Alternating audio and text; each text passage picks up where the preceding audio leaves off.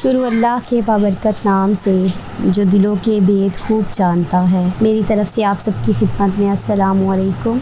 मेरा आज का मौजू है इंसान को शर्मिंदा ना किया जाए। यकीन करें कि मैं इस टॉपिक को पढ़ के हैरान रह गई हूँ कि मैंने तो कभी इस एंगल से सोचा ही नहीं। अगर हम अपनी दुनिया की सलाहियतें बयान करने पे आते हैं तो बयान ही किए जाते हैं। अगर दीन की सलाहियतों को बयान करने आते हैं तो बयान ही किए जाते हैं। कभी नहीं सोचा कि सामने वाला इससे शर्मिंदा भी हो सकता है या उसके दिल में कोई हसरत, कोई ऐसी अपनी ज़ात के हवाले से कोई नेगेटिविटी आ जाएगी जिससे अल्लाह नाराज़ भी हो सकते हैं। तो ये जो बातें हैं हमारे बड़ों की, इशफाक अहमद की, ये वाकई हमारे लिए जानना सुनना बहुत ज़रूरी है। हम जो इनको भूल बैठे हैं और बस मज़ाह, एंटरटेनमेंट, टिकटॉक इनमें गुम होकर रह गए हैं। तो हमें एक बार इन चीज़ों को रिकंसीडर करने की ज़रूरत है। इशफाक अहमद कहते हैं कई दफ़ा ज़िंदगी में ऐसा भी होता है कि आदमी कसूरवार नहीं होता, मुजरिम नहीं होता, लेकिन वो मुजरिम कसूरवार गर्दाना जाता है, वो पकड़ा जाता है। ज़िंदगी में ऐसी बातों से अगर हम ज़्यादा शदीद ना हो, संजीदा ना हो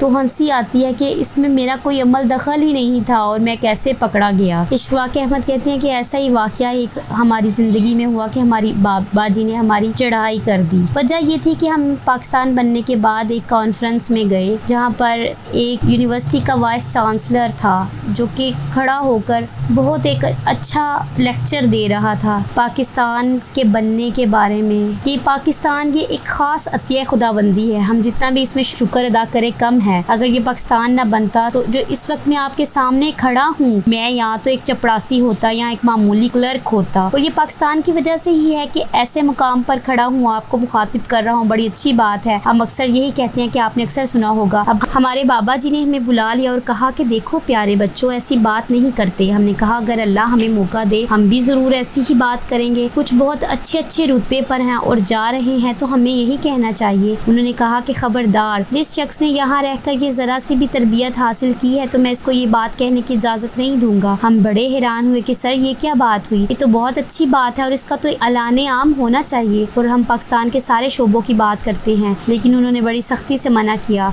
और पता ये चला कि ये जो 2-3 हज़ार आदमी इस बात को सुन रहे थे वो शर्मिंदा हो रहे थे कि इस मुकाम पर पहुँच गया पाकिस्तान बनने के बाद, जबकि हम वैसे ही छोटे मुकाम पर हैं। इनके दिल पर क्या बीतती। बाबा जी को दिल का बहुत ख्याल था और आदमी का बहुत ख्याल था, तरक्की का, साइंस का या रुतबे का बिल्कुल नहीं। वो कहते थे कि ये बात कहना और अपने हमवतनों को, अपनी करीबी अजीज़ों को शर्मिंदा करना बड़ा ही कबीह फेल है। और फिर वहाँ पर रहने के बाद एक और बात का इसमें इजाफा हुआ, वो हमको बड़ी सख्ती से मना किया गया क्योंकि आप एक ऐसे मुकाम पर रहते हैं जहाँ रूहानियत की बातें होती हैं। तो अगर तुम में से किसी को खुशनसीबी से नबी करीम सल्लल्लाहु अलैहि वसल्लम की ज़ियारत हो ख्वाब में, वो हरगिज़ किसी दूसरे से इसका जिक्र ना करे। यानी इतना बड़ा रुतबा, इतनी बड़ी सादत और ये हुक्म दिया जा रहा है कि हरगिज़ ये बात ना करे। क्योंकि हम बोलते नहीं तो हमने कहा बहुत बेहतर, लेकिन ये बात हमारे दिल में ही रह गई और तजस्सुस पैदा हो गया। एक दिन गुजर गया, 2 दिन गुजर गया, मैं बहुत बेचैन था। मैंने कहा हजूर ये बताइए कि इस दिन ये बात की थी तो एक हफ्ता हुआ, अगर किसी खुशनसीब को ज़ियारत नसीब हो हजूर सल्लल्लाहु अलैहि वसल्लम की तो इसका जिक्र ना किया करें। उन्होंने फरमाया जो सुनने वाले होंगे वो बहुत खफ्त महसूस करेंगे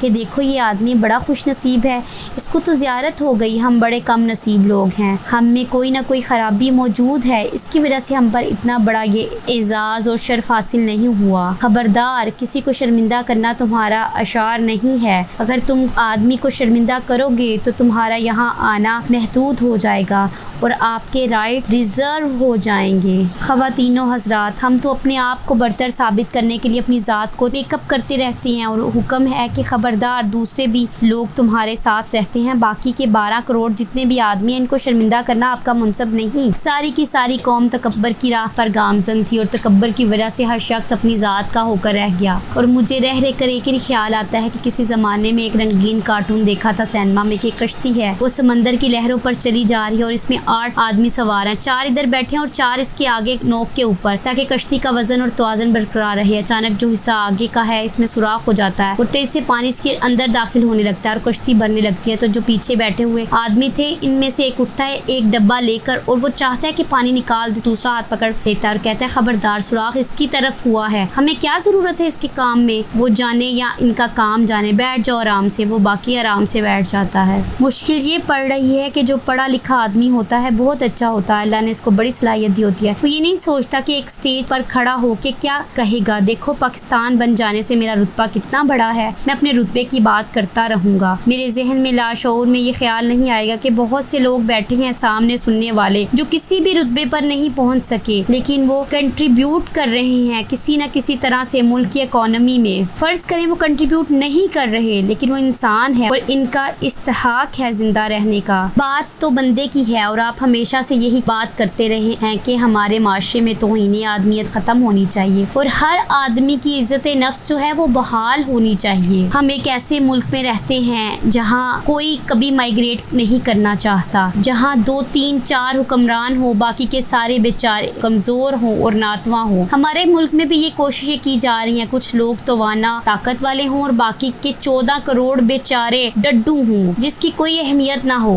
और इतने मेंढों के दरमियान रहना आपको तकवीयत अता नहीं कर सकता। इशफाक अहमद कहते हैं कि मुझे इटली में एक बार टेनिस का मैच देखने का इत्तेफाक हुआ। एक प्लेयर थी वर्ल्ड चैंपियन नैना और उसकी ओपोनेंट थी सेंटीना। सेंटीना जरा बड़ी उम्र की थी और नैना नौजवान थी, छोटी थी। एक दिन इनका मैच हुआ, सबको 100% ये यकीन था कि नैना जीतेगी, क्योंकि एक तो इसमें सलाहियत बड़ी थी, दूसरी वो नौजवान थी और एक जिस्मानी साख्त बड़ी मजबूत थी। तो मैच खेलते रहे, खुदा का करना हुआ कि सेंटीना जीत गई। इसने खुशी से जोर का नारा लगाया क्योंकि हमें भी तवक्को न थी। और जब वो नेट के पास जाते हैं और जाके एक दूसरे से हाथ मिलाते हैं, तो जब हाथ मिलाने लगी तो जो नैना थी वो शदीद जज्बात के साथ रोने लगी। शिकस्त बड़ी जालिम चीज है और सेंटीना ने बजाय इसके साथ हाथ मिलाने की अपना रैकेट जोर से फेंका और वो नेट पर जो बड़ा टाइट लगा हुआ था छलांग लगाकर इसके ऊपर से गुजर गई और जाके हारी हुई नैना को गले लगाया और इसका सर मुंह चूमने लगी। जितनी तेजी से वो रो रही थी, इससे ज्यादा शिद्दत से जीतने वाली रो रही थी। और सेंटीना ने अपनी जिस्मानी कामयाबी को एक रूहानी कामयाबी में तब्दील कर दिया और फिर ऐलान किया कि मैं कभी भी फिर ऐसे मुकाबले में नहीं उतरूंगी जहां किसी दूसरे को रोना पड़ जाएगा। फिर वो बड़ी सहेलियां बन गईं। सामईन, ये जज्बा तो उन लोगों में भी है, ख्वाह वो इटली के भी हों, कि वो किसी को रोते हुए नहीं देख सकते। इशफाक अहमद कहते हैं कि 2 यतीम बच्चे मेरी नज़र से गुजरे तो मैंने देखा कि जो भाई था वो आगे चलता था और उसकी बहन पीछे चलती थी। तो मैं उससे पूछने लगा कि तुम अपनी बहन को आगे क्यों नहीं चलाते?